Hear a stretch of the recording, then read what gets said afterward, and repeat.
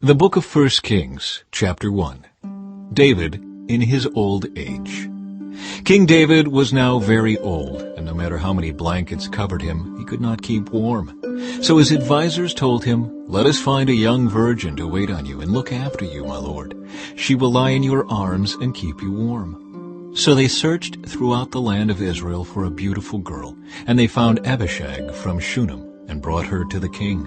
The girl was very beautiful, and she looked after the king and took care of him. But the king had no sexual relations with her. Adonijah claims the throne. About that time, David's son Adonijah, whose mother was Haggith, began boasting, "I will make myself king." So he provided himself with chariots and charioteers and recruited 50 men to run in front of him. Now his father, King David, had never disciplined him at any time, even by asking, "Why are you doing that?" Adonijah had been born next after Absalom, and he was very handsome. Adonijah took Joab, son of Zeruiah, and Abiathar the priest into his confidence, and they agreed to help him become king. But Zadok the priest, Benaiah son of Jehoiada, Nathan the prophet, Shimei, Rei, and David's personal bodyguard refused to support Adonijah. Adonijah went to the stone of Zeholith near the spring of Enrogel, where he sacrificed sheep, cattle, and fattened calves. He invited all his brothers, the other sons of King David, and all the royal officials of Judah. But he did not invite Nathan the prophet, or Benaiah, or the king's bodyguard, or his brother Solomon. Then Nathan went to Bathsheba, Solomon's mother, and asked her, "Haven't you heard that Haggith's son, Adonijah, has made himself king, and our Lord David doesn't even know about it? If you want to save your own life and the life of your son Solomon, follow my advice. Go at once to King David and say to him, 'My lord the king, didn't you make a vow and say to me, your son Solomon will surely be the next king and will sit on my throne? Why then has Adonijah become king? And while you are still talking with him, I will come and confirm everything you have said.'" So Bathsheba went into the king's bedroom. He was very old now, and Abishag was taking care of him. Bathsheba bowed down before the king. "What can I do for you?" he asked her. She replied, "My lord, you made a vow before the Lord your God when you said to me, 'Your son Solomon will surely be the next king and will sit on my throne.' But instead, Adonijah has made himself king, and my lord the king does not even know about it. He has sacrificed many cattle, fattened calves, and sheep, and he has invited all the king's sons to attend the celebration. He also invited Abiathar the priest and Joab the commander of the army, but he did not invite your servant Solomon. And now, my lord the king, all Israel is waiting for you to announce who will become king after you. If you do not act, my son Solomon and I will be treated as criminals as soon as my lord the king has died." While she was still speaking with the king, Nathan the prophet arrived. The king's officials told him, "Nathan the prophet is here to see you." Nathan went in and bowed before the king with his face to the ground. Nathan asked, "My lord the king, have you decided that Adonijah will be the next king, and that he will sit on your throne? Today he has sacrificed many cattle, fattened calves, and sheep, and he has invited all the king's sons to attend the celebration. He also invited the commanders of the army and Abiathar the priest. They are feasting and drinking with him and shouting, 'Long live King Adonijah!' But he did not invite me, or Zadok the priest, or Benaiah, or your servant Solomon. Has my lord the king really done this without letting any of his officials know who should be the next king?" David makes Solomon king. King David responded, "Call Bathsheba." So she came back in and stood before the king. And the king repeated his vow, "As surely as the Lord lives, who has rescued me from every danger, your son Solomon will be the next king, and will sit on my throne this very day, just as I vowed to you before the Lord, the God of Israel." Then Bathsheba bowed down with her face to the ground before the king, and exclaimed, "May my lord King David live forever." Then King David ordered, "Call Zadok the priest, Nathan the prophet, and Benaiah son of Jehoiada." When they came into the king's presence, the king said to them, "Take Solomon and my officials down to Gihon Spring. Solomon is to ride on my own mule. There Zadok the priest and Nathan the prophet are to anoint him king over Israel. Blow the ram's horn and shout, 'Long live King Solomon!' Then escort him back here, and he will sit on my throne. He will succeed me as king, for I have appointed him to be ruler over Israel and Judah." "Amen," Benaiah son of Jehoiada replied. May the Lord, the God of my lord the king, decree that it happen. And may the Lord be with Solomon as he has been with you, my lord the king, and may he make Solomon's reign even greater than yours." So Zadok the priest, Nathan the prophet, Benaiah son of Jehoiada, and the king's bodyguard took Solomon down to Gihon spring, with Solomon riding on King David's own mule. There Zadok the priest took the flask of olive oil from the sacred tent and anointed Solomon with the oil. Then they sounded the ram's horn, and all the people shouted, "Long live King Solomon!" And all the people followed Solomon into Jerusalem, playing flutes and shouting for joy. The celebration was so joyous and noisy that the earth shook with the sound. Adonijah and his guests heard the celebrating and shouting just as they were finishing their banquet. When Joab heard the sound of the ram's horn, he asked, "What's going on? Why is the city in such an uproar?" And while he was still speaking, Jonathan, son of Abiathar the priest, arrived. "Come in," Adonijah said to him, "for you are a good man. You must have good news." "Not at all," Jonathan replied. "Our lord King David has just declared Solomon king. The king sent him down to Gihon spring with Zadok the priest, Nathan the prophet, and Benaiah son of Jehoiada, protected by the king's bodyguard. They had him ride on the king's own mule, and Zadok and Nathan have anointed him at Gihon spring as the new king. They have just returned, and the whole city is celebrating and rejoicing. That's what all the noise is about. What's more, Solomon is now sitting on the royal throne as king, and all the royal officials have gone to King David and congratulated him, saying, 'May your God make Solomon's fame even greater than your own, and may Solomon's reign be even greater than yours.' Then the king bowed his head in worship as he lay in his bed, and he said, 'Praise the Lord, the God of Israel, who today has chosen a successor to sit on my throne while I am still alive to see it.'" Then all of Adonijah's guests jumped up in panic from the banquet table and quickly scattered. Adonijah was afraid of Solomon, so he rushed to the sacred tent and grabbed onto the horns of the altar. Word soon reached Solomon that Adonijah had seized the horns of the altar in fear, and that he was pleading, "Let King Solomon swear today that he will not kill me." Solomon replied, "If he proves himself to be loyal, not a hair on his head will be touched. But if he makes trouble, he will die." So King Solomon summoned Adonijah, and they brought him down from the altar. He came and bowed respectfully before King Solomon, who dismissed him, saying, "Go on home."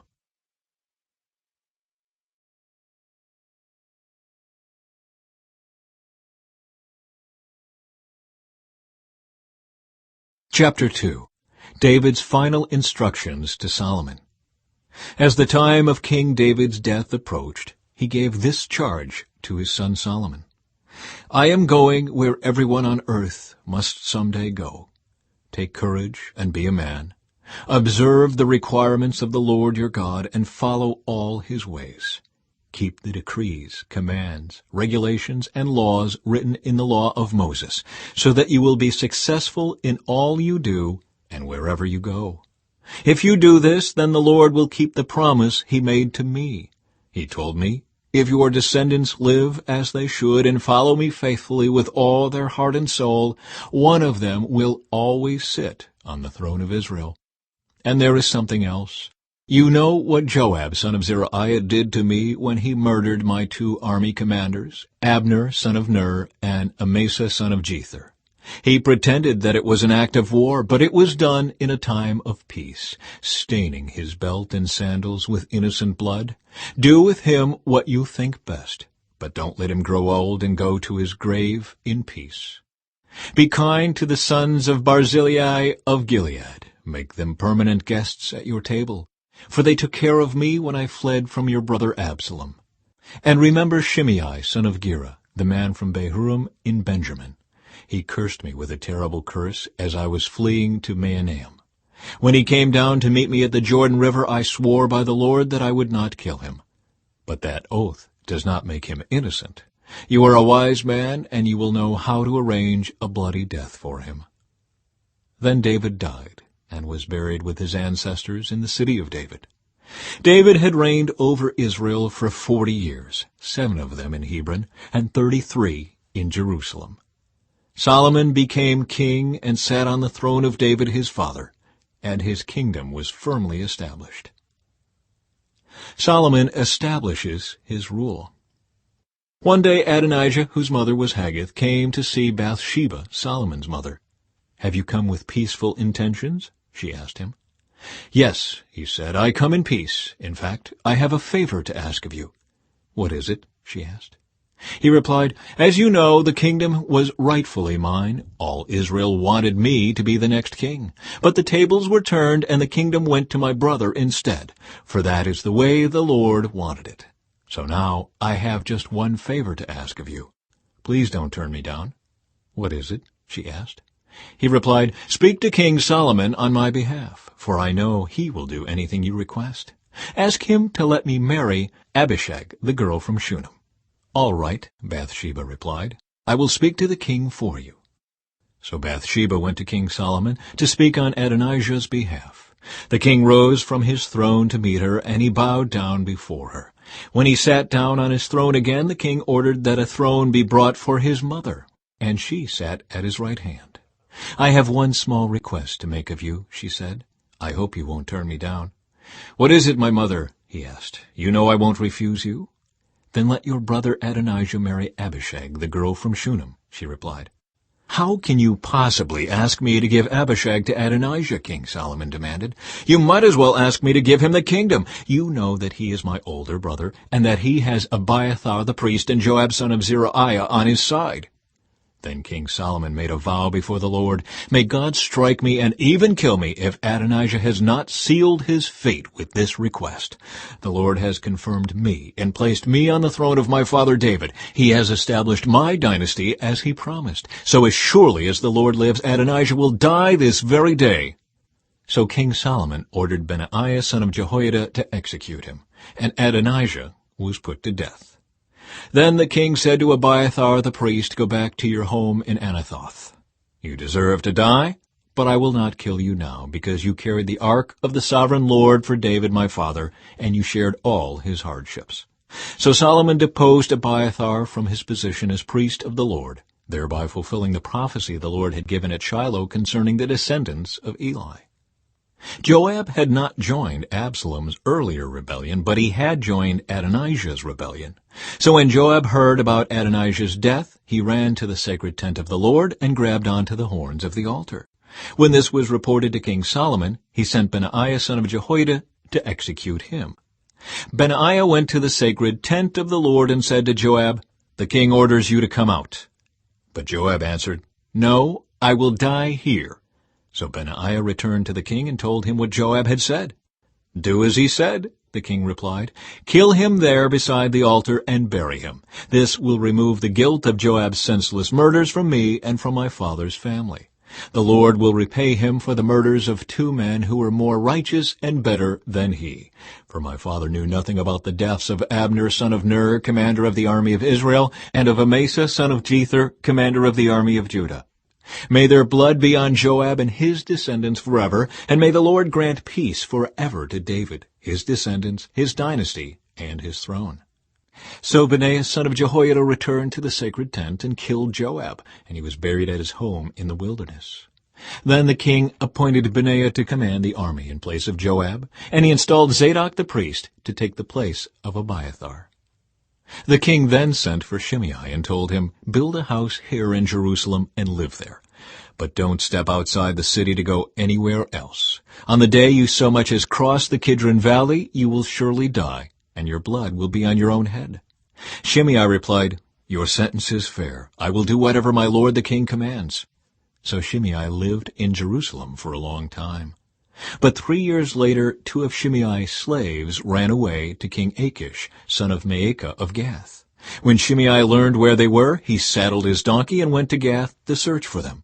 When he found them, he brought them back to Jerusalem. Solomon heard that Shimei had left Jerusalem and had gone to Gath and returned. So the king sent for Shimei and demanded, "Didn't I make you swear by the Lord and warn you not to go anywhere else, or you would surely die? And you replied, 'The sentence is fair, I will do as you say.' Then why haven't you kept your oath to the Lord and obeyed my command?" The king also said to Shimei, "You certainly remember all the wicked things you did to my father David. May the Lord now bring that evil on your own head. But may I, King Solomon, receive the Lord's blessings, and may one of David's descendants always sit on this throne in the presence of the Lord." Then, at the king's command, Benaiah son of Jehoiada took Shimei outside and killed him. So the kingdom was now firmly in Solomon's grip.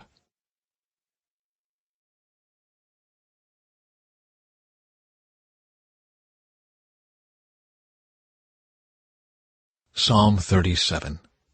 Don't worry about the wicked or envy those who do wrong, for like grass they soon fade away, like spring flowers they soon wither. Trust in the Lord and do good. Then you will live safely in the land and prosper. Take delight in the Lord, and He will give you your heart's desires. Commit everything you do to the Lord. Trust Him, and He will help you. He will make your innocence radiate like the dawn, and the justice of your cause will shine like the noonday sun. Be still in the presence of the Lord, and wait patiently for Him to act. Don't worry about evil people who prosper or fret about their wicked schemes. Stop being angry. Turn from your rage. Do not lose your temper. It only leads to harm. For the wicked will be destroyed, but those who trust in the Lord will possess the land. Soon the wicked will disappear. Though you look for them, they will be gone. The lowly will possess the land and will live in peace and prosperity. The wicked plot against the godly. They snarl at them in defiance. But the Lord just laughs, for He sees their day of judgment coming. The wicked draw their swords and string their bows to kill the poor and the oppressed, to slaughter those who do right. But their swords will stab their own hearts, and their bows will be broken. It is better to be godly and have little than to be evil and rich. For the strength of the wicked will be shattered, but the Lord takes care of the godly. Day by day the Lord takes care of the innocent, and they will receive an inheritance that lasts forever. They will not be disgraced in hard times. Even in famine they will have more than enough. But the wicked will die. The Lord's enemies are like flowers in a field. They will disappear like smoke. The wicked borrow and never repay, but the godly are generous givers. Those the Lord blesses will possess the land, but those He curses will die. The Lord directs the steps of the godly. He delights in every detail of their lives. Though they stumble, they will never fall, for the Lord holds them by the hand. Once I was young, and now I am old, yet I have never seen the godly abandoned, or their children begging for bread. The godly always give generous loans to others, and their children are a blessing.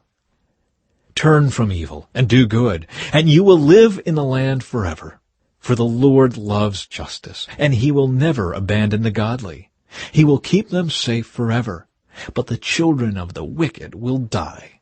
The godly will possess the land, and will live there forever. The godly offer good counsel. They teach right from wrong. They have made God's law their own, so they will never slip from His path. The wicked wait in ambush for the godly, looking for an excuse to kill them. But the Lord will not let the wicked succeed, or let the godly be condemned when they are put on trial. Put your hope in the Lord. Travel steadily along His path. He will honor you by giving you the land. You will see the wicked destroyed. I have seen wicked and ruthless people flourishing like a tree in its native soil, but when I looked again, they were gone. Though I searched for them, I could not find them. Look at those who are honest and good, for a wonderful future awaits those who love peace. But the rebellious will be destroyed. They have no future. The Lord rescues the godly. He is their fortress in times of trouble. The Lord helps them, rescuing them from the wicked. He saves them, and they find shelter in Him.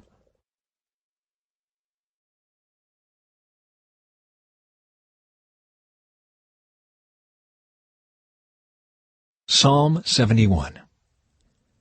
O Lord, I have come to You for protection. Don't let me be disgraced. Save me and rescue me, for You do what is right. Turn Your ear to listen to me and set me free. Be my rock of safety, where I can always hide. Give the order to save me, for You are my rock and my fortress. My God, rescue me from the power of the wicked, from the clutches of cruel oppressors. O Lord, you alone are my hope. I've trusted you, O Lord, from childhood. Yes, you have been with me from birth. From my mother's womb you have cared for me. No wonder I am always praising you. My life is an example to many because you have been my strength and protection. That is why I can never stop praising you. I declare your glory all day long. And now, in my old age, don't set me aside. Don't abandon me when my strength is failing. For my enemies are whispering against me. They are plotting together to kill me. They say, God has abandoned him. Let's go and get him, for no one will help him now. Oh God, don't stay away. My God, please hurry to help me. Bring disgrace and destruction on my accusers. Humiliate and shame those who want to harm me. But I will keep on hoping for your help. I will praise you more and more. I will tell everyone about your righteousness. All day long I will proclaim your saving power, though I am not skilled with words. I will praise your mighty deeds, O sovereign Lord. I will tell everyone that you alone are just. O God, you have taught me from my earliest childhood, and I constantly tell others about the wonderful things you do. Now that I am old and gray, do not abandon me, O God. Let me proclaim your power to this new generation, your mighty miracles to all who come after me.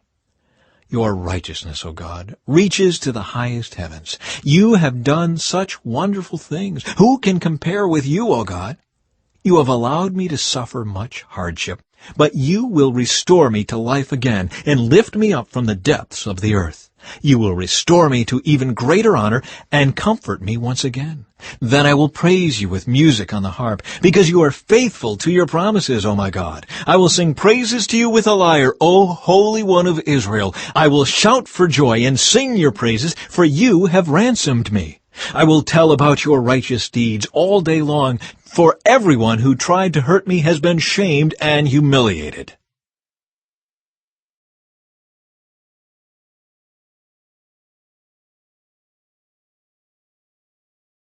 Psalm 94. O Lord, the God of vengeance, O God of vengeance, let your glorious justice shine forth. Arise, O Judge of the earth. Give the proud what they deserve. How long, O Lord? How long will the wicked be allowed to gloat? How long will they speak with arrogance? How long will these evil people boast? They crush your people, Lord, hurting those you claim as your own. They kill widows and foreigners and murder orphans. The Lord isn't looking, they say, and besides, the God of Israel doesn't care. Think again, you fools. When will you finally catch on? Is he deaf, the one who made your ears? Is he blind, the one who formed your eyes? He punishes the nations. Won't he also punish you? He knows everything. Doesn't he also know what you are doing? The Lord knows people's thoughts. He knows they are worthless. Joyful are those you discipline, Lord, those you teach with your instructions. You give them relief from troubled times until a pit is dug to capture the wicked. The Lord will not reject his people. He will not abandon his special possession. Judgment will again be founded on justice, and those with virtuous hearts will pursue it. Who will protect me from the wicked? Who will stand up for me against evildoers? Unless the Lord had helped me, I would soon have settled in the silence of the grave. I cried out, I am slipping! But your unfailing love, O Lord, supported me. When doubts filled my mind, your comfort gave me renewed hope and cheer. Can unjust leaders claim that God is on their side? Leaders whose decrees permit injustice? They gang up against the righteous and condemn the innocent to death. But the Lord is my fortress. My God is the mighty rock where I hide. God will turn the sins of evil people back on them. He will destroy them for their sins. The Lord, our God, will destroy them.